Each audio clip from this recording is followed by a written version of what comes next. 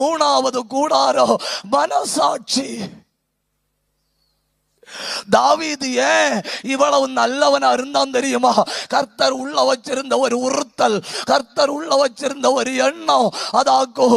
அதனாலே ஆக்கும் அப்போஸ்தலர் நடபடிகள் 13ஆம் அதிகாரம் 36வது வசனத்துல சொல்லி இருக்கு. என்ன பயங்கரமான வசனம்! தாவீது தன் காலத்திலே தேவ சித்தத்தை செய்து. அது என்ன பயங்கரமா இருக்கு! 50, 60, 30, 40, 75, 90, 100 ஆண்டுகளை நமக்கு தருவாரு. அந்த காலத்துக்குள்ள நாம என்ன செய்யணும் தெரியுமா? தன் காலத்துல தேவ சித்தம் செய்யணும். என் காலத்துல தேவ சித்தம் செய்யணும். இந்த காலம் நம்ம காலமாக்கும். இது தேவ பிள்ளைகளின் காலம், இது ஜெபிக்கிறவர்களின் காலம், இது ஆராதிக்கிறவர்களின் காலம். இந்த காலத்துல தேவ சித்தம் செய்யணும். கொன்னுட்டா, மனசாட்சிய கொன்னுட்டா. தாவீது தள்ளி போட்ட 4வது கூடாரம் பரிசுத்தம். 2 சாமுவேல் 11ஆம் அதிகாரம் 1-2 வசனத்துல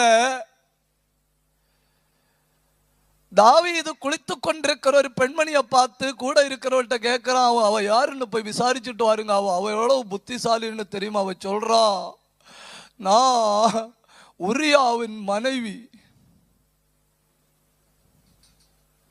அப்படின்னு ஒரு எல்லை கோட்டை போட்டு விடுறா.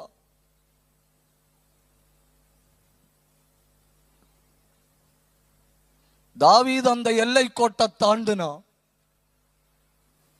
இப்ப இவனுக்கு தப்ப வழி இல்லை. தாவீதுனுடைய மனசாட்சியின் சக்கரங்கள் BMW விட வேகமா சுற்றுது. உடனே உரியா வர சொல்லு.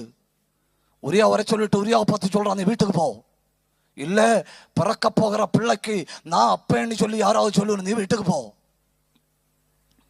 அவன் சொல்றான், என்ன ராஜாவை நீ என்ன பேசுற?